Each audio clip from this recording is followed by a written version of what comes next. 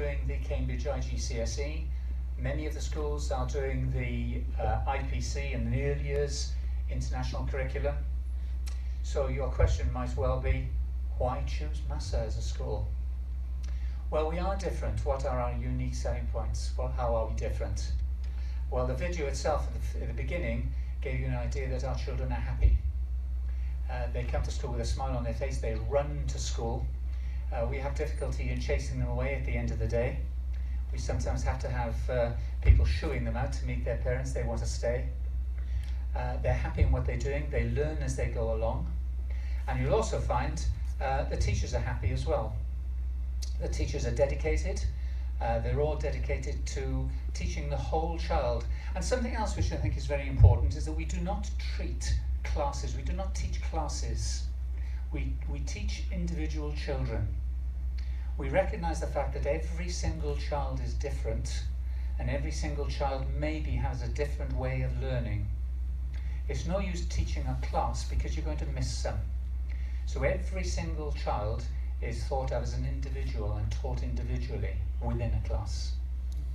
I think the Americans have it right when they have a slogan which says, "No child left behind." And in the UK, a similar saying is that every child matters. And certainly at Mahsa, every single child does matter. We know them all, and one of the beauties of being a small school at the moment is that our classes are very small. The maximum size of our classes at the moment is 13. Many of our classes have 5 and 6 in them, particularly in the lower years, so the teachers really get to know their children, and that's a bonus. Now, one thing I will say is we're a very small school at the moment with big ideas. We haven't been going along, we've been going since September. We've got the backing of the university, which is fantastic because we have resources to spare. We're very technologically minded. You'll find that in every classroom there's obviously an overhead projector where the teacher is able to deliver pre-planned lessons. In classes, all our children are made available an iPad that they can research, they can work on, but we don't forsake traditional methods as well.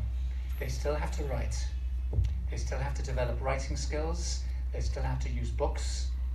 The technology is simply supporting our general education. As you go around this morning and look at the school, you will notice that it looks pretty bare. I would just ask you to remind you that, of course, school is out of session at the moment. All our teachers probably have taken all the material off the walls, so the classrooms look pretty clinical. If you had come, I think the bottom floor in actual fact is an exception.